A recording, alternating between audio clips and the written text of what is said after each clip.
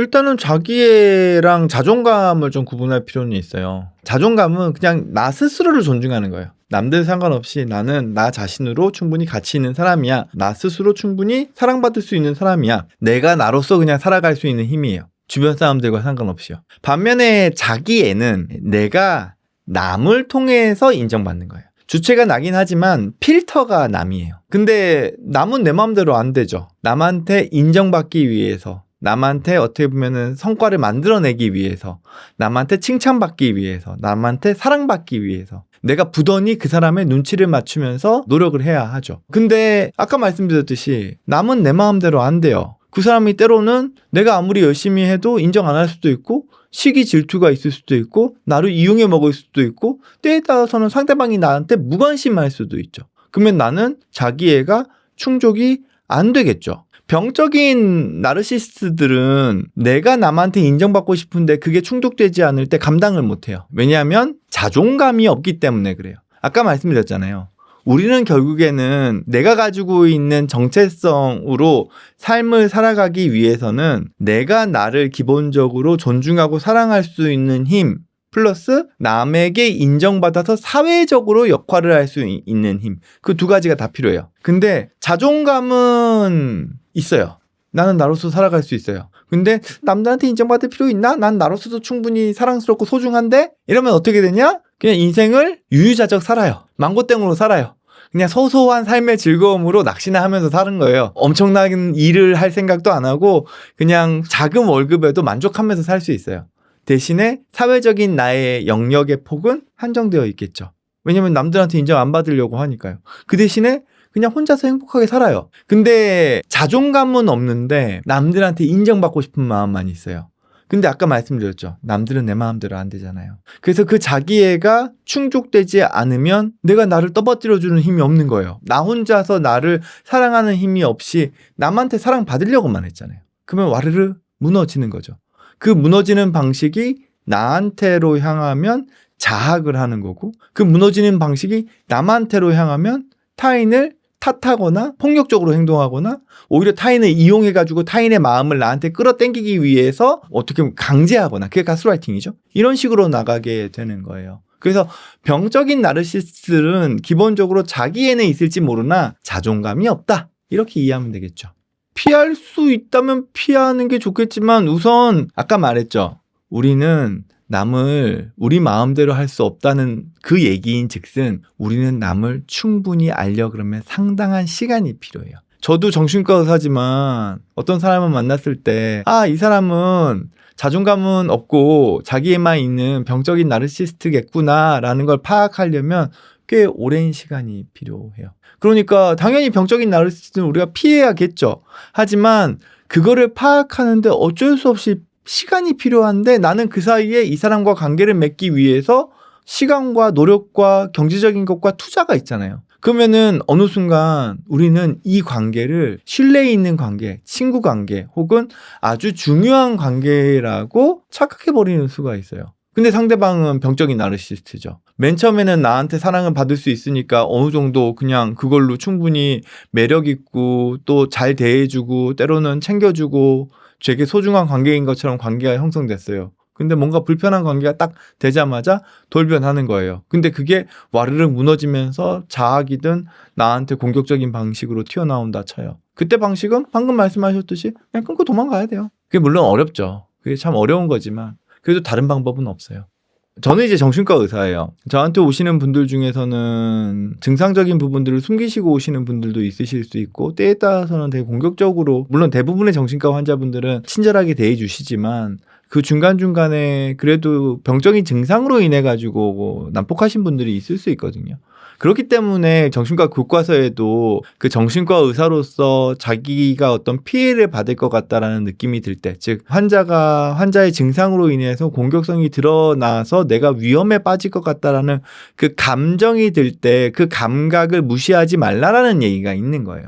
근데 이거를 일반 인구군으로 다 확장시켜서 이야기하는 거는 다소 위험할 수 있어요. 지금 무슨 얘기냐면은 그것이 알고 싶다의 유튜브는 기본적으로 범죄와 관련된 부분을 많이 다루고 있기 때문에 그 쎄한 감정에 대한 것들이 유효하지만 우리가 일상생활을 하면서 항상 이렇게 레이더를 켜면서 위험한 사람들이 있지 않을까 걱정을 하면서 산다고 생각을 해봐요. 혹시나 그 쎄한 감정에 대한 걸 내가 계속 인식하려고 노력하면서 산다고 생각을 해봐요. 그럼 우리는 일상생활을 못해요. 그러다가 우연히 뉴스를 봤는데 이상동기 범죄 같은 것들에 대한 뉴스가 터졌다고 봐요.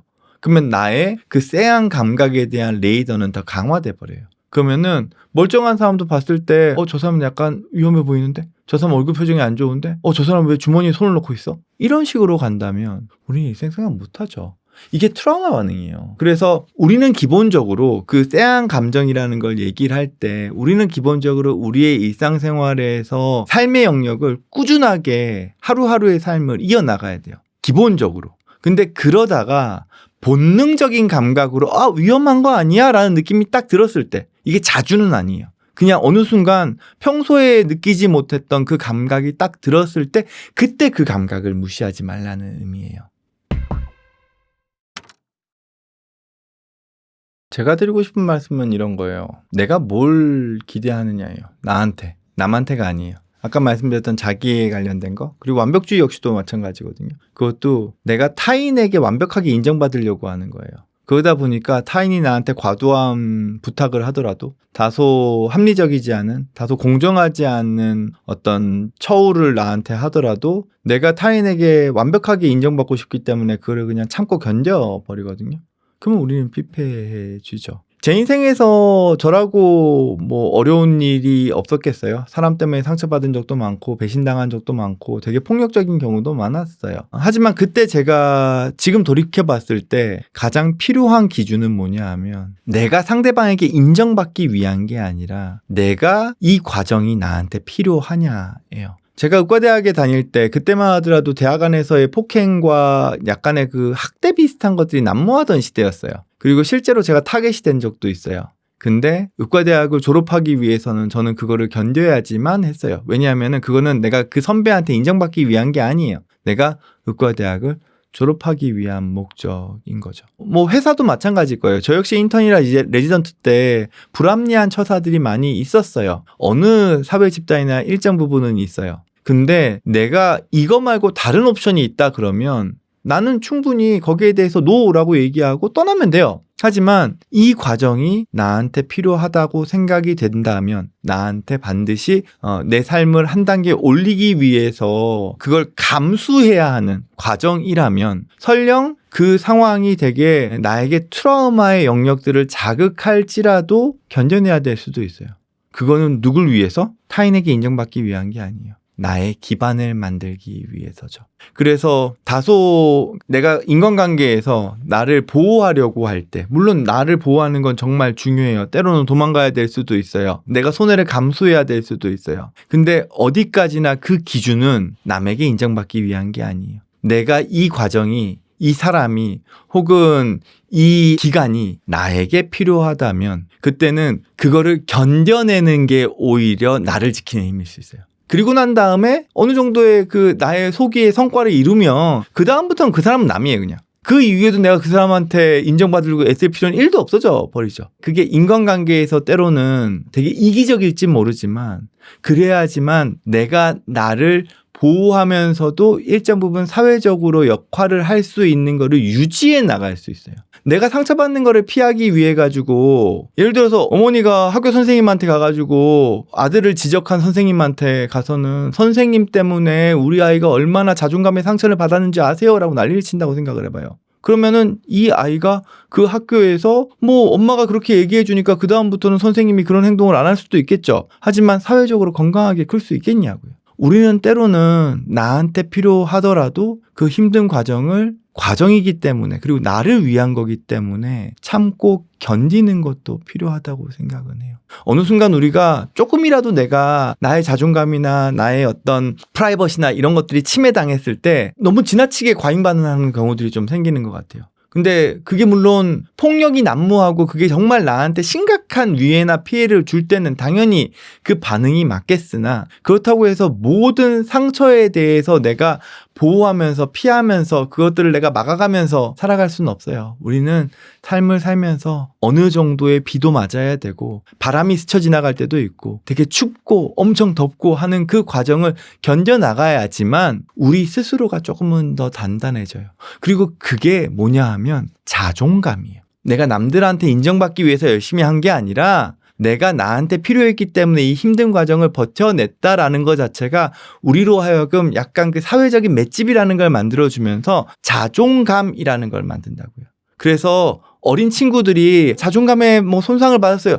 그 시기엔 자존감이라는 게 그렇게 강하지 않아요. 그때는 끊임없이 그 과정을 견뎌나가야지 자존감이 단단해지는 거라고요. 그러면 설령 내가 그 다음에 사회적으로 다소 억울한 일이 있다 하더라도, 다소 상처되는 일이 있다 하더라도 견뎌낼 수 있는 힘이 더 커져요. 그러면 자기 애를 실천하려고 할 때 상대방이 내 마음대로 안 된다 하더라도 나는 단단한 자존감이 있으니까 다른 쪽에서 자기 애를 성취하려고 하는 시도를 반복해낼 수 있다고요. 그러면 내 삶에 나로서 살 수 있는 힘과 내가 사회적인 역할을 할 수 있는 폭도 더 넓어지는 거예요. 그래서 저는 저도 마찬가지고 청년들에게 뭐 아프니까 청춘이다 이런 얘기는 하고 싶지는 않지만, 그래도 나한테 필요하다면 내가 다소 힘들고 상처가 되더라도 감수하는 것부터 시작하자는 말씀은 좀 드리고 싶어요. 나를 위해서 필요하다면 이라고 말씀드렸잖아요. 이게 엄마 아빠를 위해서, 회사를 위해서, 선배를 위해서 아니에요.